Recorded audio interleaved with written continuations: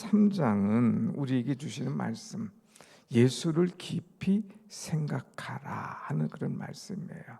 한번 같이 해봅시다. 예수를 깊이 생각하라. 예수를 깊이 생각하라 하는 거예요. 자, 우리가 히브리서 1장, 2장은 조금 어렵게 시작을 했어요. 그래서 그리스도가 누구냐 아는 것이 중요하고, 또 2장에서는 그것을 실천하는 것이 중요하고, 이제 3장에서는 그리스도가 누군가 깊이 좀 생각하고 그 사도로서, 그 제자로서 살아가라고 당부하는 이 말씀이 있죠. 자, 여기 말씀 보면 1절 한번 보겠습니다. 다시 1절 시작.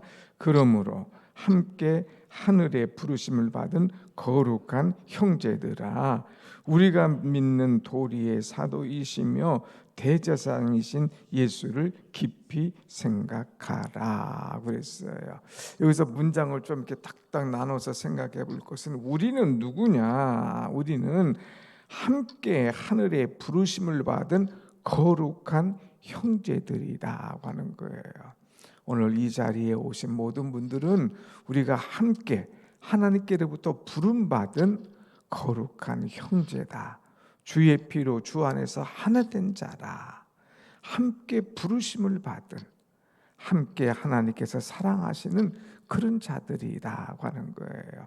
그래서 사랑하는 주님 앞에 형제자매 한 자리에, 하나님 앞에, 사랑하는 주님 앞에 함께하는 형제자매다 하는 것, 이렇게 우리를 불러주시고요. 예수는 어떤 분이냐? 예수는 사도이며 대제사장이시다 하는 것을 우리에게 가르쳐주고 있습니다. 여러분, 성경에서 사도, 예수님을 가리켜서 사도라 이렇게 표현한 것은 오늘 여기 처음이에요. 사실 사도라고 하는 것은 명령에 의해서 부르심을 받은 자들이 바로 사도거든요. 그래서 예수님께서 사도를 세우셨지 않습니까? 그래서 예수님께서 제자들 불러서 그들에게 주의 복음을 전하라고 명령한 사도들. 그런데 히브리 기자는 예수님도 사도이시다, 하나님께로부터 부르심을 받은 분이시다. 그래서 복음을 전하고, 또 이 복음을 전하기 위하여서 이제 만민을 위하여 죽으시고, 또 하나님 나라에 그들을 이끌 수 있도록 한 사도다 하는 것을 분명히 이야기하고 있습니다. 예수님은 하나님께로부터 받은 이 사명을 가지고 이 땅에 오신 분이다. 또 예수는 누구시냐? 대제사장이시다 그랬어요. 사도는 하나님께서 주신 말씀을 백성들에게 전하는 것이 사도예요. 그런데 이 예수님은 대제사장이다. 제사장은 이렇게 나와서 예배를 돕고 이제 주 앞에 나와서 헌신하잖아요. 근데 대제사장은 1년에 한 번씩 백성들의 모든 문제를, 죄를 가지고 하나님 앞에 나와서 하나님 앞에 올려드리는 거예요. 하나님, 이 백성들의 죄를 사하여 주옵소서, 용서하여 주옵소서. 오늘 이 백성들이 이런 문제를 가지고 주님 앞에 기도하오니 하나님 이 백성들의 기도를 들어주옵소서. 중보 기도하는 것이 바로 이 대제사장이에요. 그런데 예수님이 이 역할을 감당하신 거예요. 대제사장으로서 이제 1년에 한 번이 아니라 날마다 평생토록 이제 우리를 위하여 기도하신 분. 더 나아가서 우리가 몇 번이고 듣지만 예수님께서 십자가에 달려 죽으실 때에 이제 휘장이 찢어져서 반으로 나눠졌지 않습니까? 그래서 이제는 대제사장이 1년에 한 번씩 하나님 앞에 나올 필요가 없어요. 휘장이 찢어졌기 때문에 누구든지 이제 주의 보혈의 피를 의지하여 하나님 앞에 나올 수 있는 길을 열어주신 분이 바로 예수 그리스도다. 그래서 이분은 또한 대제사장이시다 하는 것을 우리에게 말씀하면서 사도이신 또 대제사장이신 예수님을 깊이 생각하라 하는 그런 말씀이죠. 자, 2절 말씀 보면, 자, 그 예수님이 2절에 보면 시작, 그는 자기를 세우신 이에게 신실하시기를 모세가 하나님의 온 집에서 한 것과 같이 하셨으니 그랬어요.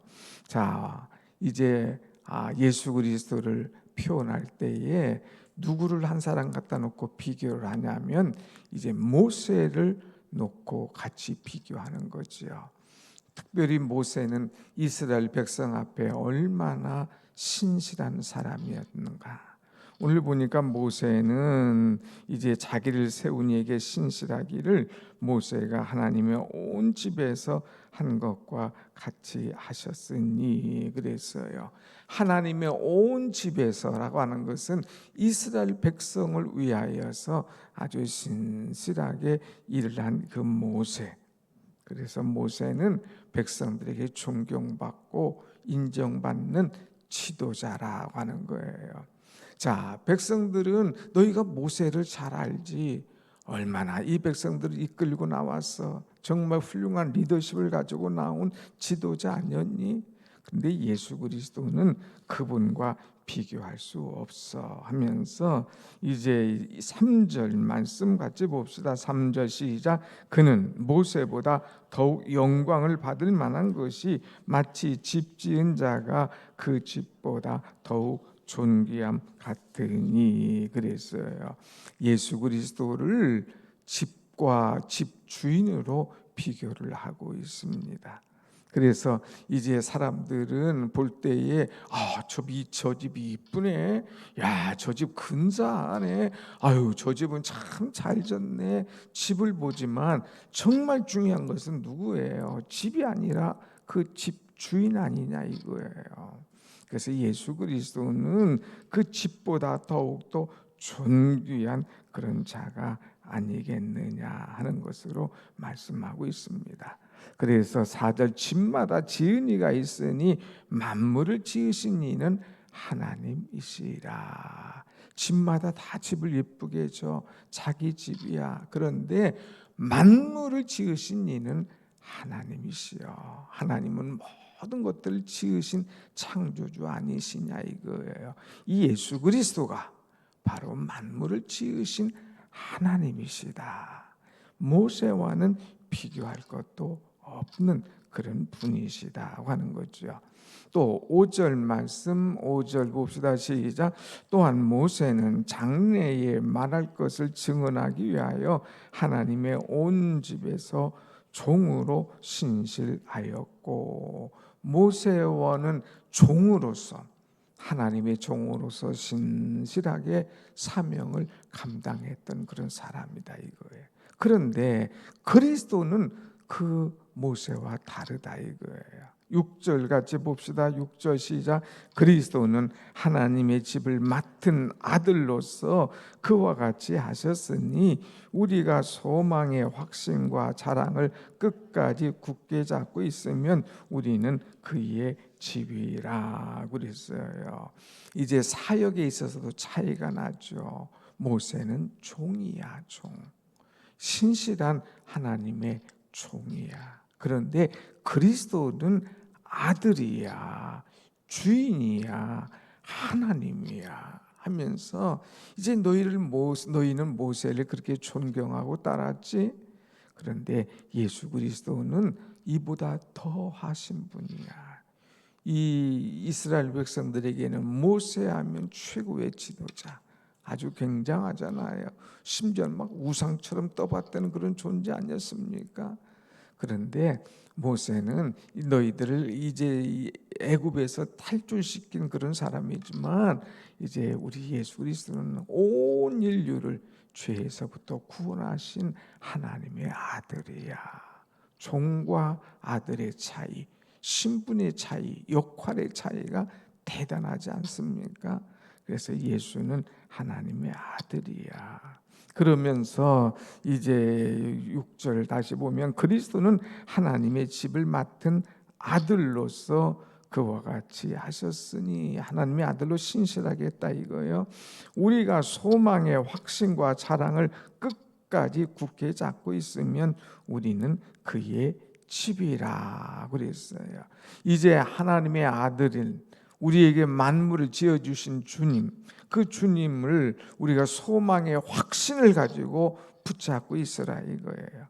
또 그리스도가 참 나를 구원하신 최고의 분이다 하는 것을 자랑하며 붙잡고 있으라 이거예요. 그런데 언제까지? 끝까지 굳게 잡고 있어. 그러면 우리는 그의 집이라. 그가 우리를 위하여 주신 모든 집 안에서 우리는 평안과 은혜 가운데 살 수 있도록 큰 축복을 주신다는 말씀이죠. 그러니까 우리는 예수 안에 있어야 된다. 끝까지 주님을 사랑하고 주님의 그 확실한 믿음을 갖고 소망의 확신을 갖고 자랑하면서 주님을 끝까지 붙들고 있으면 주님의 사람으로 살아가도록 허락하신다고 하는 것이죠. 얼마나 은혜입니까? 그래서 이제 7절 보면 7절 그러므로 성령이 이르신 바와 같이 오늘 너희가 그의 음성을 듣거든 그랬어요. 그래서 우리가 주님의 음성을 듣고 날마다 이제 주님을 깊이 생각하면서 바로 살아가라고 하는 것을 이제 말씀하고 있습니다. 특별히 이제 우리에게 몇 가지 주님을 깊이 생각하면서 우리가 걸어갈 길이 뭐냐, 조심할 길이 뭐냐. 8절 말씀 8절 같이 봅시다. 시작. 광야에서 시험하던 날에 거역하던 것 같이 너희 마음을 완고하게 하지 말라 그랬어요. 너희 마음을 완고하게 하지 마라. 이 완고하다고 하는 것은요, 굳어진다는 거예요. 단단해진다는 거예요. 여러분, 마음이 완고해졌다, 심장이 단단해졌다, 그건 뭐예요? 끝장난 거예요. 그것은 살았으나 죽은 거예요.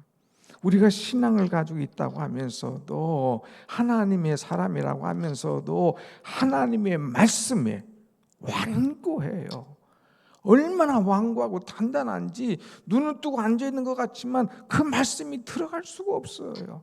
딱 방어막을 쳐놓고, 그래 나 한번 깨트려봐, 그래 나 한번 오늘 은혜 줘봐, 그렇다고 내가 은혜 받았다고 변화될 줄 아니? 하면서 막 주님을 거역하고 대항하는 그런 모습. 이 모습이 언제 있었습니까? 이스라엘 백성들이 광야 생활할 동안에 있었잖아요. 오늘 우리는 신앙생활하면서 내가 광야 생활하고 있나, 내가 가나안 은혜 생활하고 있나를 봐야 돼요. 내 마음이 말씀을 들었음에도 완고한 자면 나는 아직도 광야에서 헤매는 자야. 말씀을 막 거역해. 8절 그러잖아요. 광야에서 시험을 받던 날에 거역하던 것 같이 너희 마음을 완고하게 하지 마. 완고해봐야 얻어 터져. 완고해봐야 이제 광야 통과 40일이면 갈 땅을 빙빙빙빙빙빙빙 돌아서 40년 그냥 가는 거야. 완고하니까 계속 하나님께서 돌리는 거예요. 여러분, 기도의 응답이 안 됩니까? 나는 하나님 앞에 왜 이렇게 바로 은혜를 못 받습니까? 가만히 생각해봐요. 내가 완고하기 때문에, 내가 거역하기 때문에. 어떤 말씀이든지 주님 말씀하시면 아멘 순종하고 받아들이면 쉽게 풀려지는 거예요. 근데 막 완고하고 단단하고 고집대로 하고 그러면 하나님께서 거역하고 완고하면, 여기 보세요. 9절 너희 열조가 나를 시험하여 증험하고 40년 동안 나의 행사를 보았노라. 40년 동안 하나님의 은혜를 보며 가도 늘 입에는 불평, 늘 입에는 원망, 늘 입에는 거역. 그러니까 돌아가는 거예요. 내 평생에 가는 길 순탄하여. 하나님께서 내 인생을 왜 이렇게 순탄하게 은혜로 풀어주시나? 근데 왜 이렇게 내 인생은 꼬이고 힘들고 돌아가고 그냥 그런가? 완고한가 순종하는가의 차이예요. 이 백성은 완고하고 거역하니까 꼬여, 힘들어, 괴로워. 오늘 여러분 우리 그런 인생을 살지 마세요. 여기 보면 11절에 뭐라고 했느냐? 11절 시작. 내가 노하여 맹세한 바와 같이 그들은 내 안식에 들어오지 못하리라 하였느니라. 거역하면요 하나님의 안식에 들어오지 못한다는 거예요. 마음이 완고하면 은혜 자리에 들어가지 못한다는 거예요. 그래서 이 백성들이 1세대는 가나안에 들어가지 못했지 않습니까? 오직 여호수아와 갈렙 그리고 2세대만 가나안 땅에 들어가는 거예요. 완고하니까 거역하니까 이제 이들은 하나님께서 내 안식에 들어오지 못하도록 하신 거죠. 얼마나 억울합니까? 출애굽해서 나왔는데 구원받아서 나왔는데 영원한 천국 가나안에 들어가지 못했다. 참 안타깝죠. 다 잡은 것 같았는데 완고할 때 놓쳐버리는 거예요. 그래서 12절 말씀 이런 말씀 주고 있죠. 12절 시작. 형제들아 너희는 삼가 혹 너희 중에 누가 믿지 아니하는 악한 마음을 품고 살아 계신 하나님에 대해서 떨어질까 조심할 것이요. 그랬어요. 하나님에서 떨어지지 않도록 조심해. 그래서 우리는 늘 조심해. 우리 주일학교 때 노래 배웠잖아요. 조심해. 항상 내가 하나님에게서 떨어지지 않도록. 아이고 이러면 떨어지는데. 아이고 이러면 하나님 앞에 내가 떨어지는데 떨어지지 않도록 조심하라는 거예요. 내 눈이 보는 것을 조심해. 내 눈이 보는 것을, 내가 생각하는 것을, 내가 행동하는 것을 조심하라고 우리에게 말씀하고 있습니다. 그래서 또 나오잖아요. 13절. 오직 오늘이라 일컫는 동안에 매일 피차 권면하여 너희 중에 누구든지 죄의 유혹으로 완고하게 되지 않도록 하라. 이스라엘 백성만 완고한 게 아니네. 광야 생활하던 그들만 완고한 게 아니네. 오늘 너희가 완고하지 않도록 주의하라, 조심하라고 말씀한 것을 우리가 붙잡고 흔들리지 않도록 완고하지 않도록 살아가는 것, 이것이 얼마나 귀한 것인가 하는 것이죠. 그 다음에 우리에게 주신 말씀이 14절 다 같이 시작. 우리가 시작할 때에 확신한 것을 끝까지 견고하게 잡고 있으면 그리스도와 함께 참여한 자가 되리라. 우리가 주의 복음을 받고 은혜 받고 구원의 확신을 가지고 있으면 이것을 끝까지 견고하게 잡고 있으라 이거예요. 견고하게. 누가 그거 안 잡고 떨어뜨립니까? 그러면 그냥 끝장나는 거죠.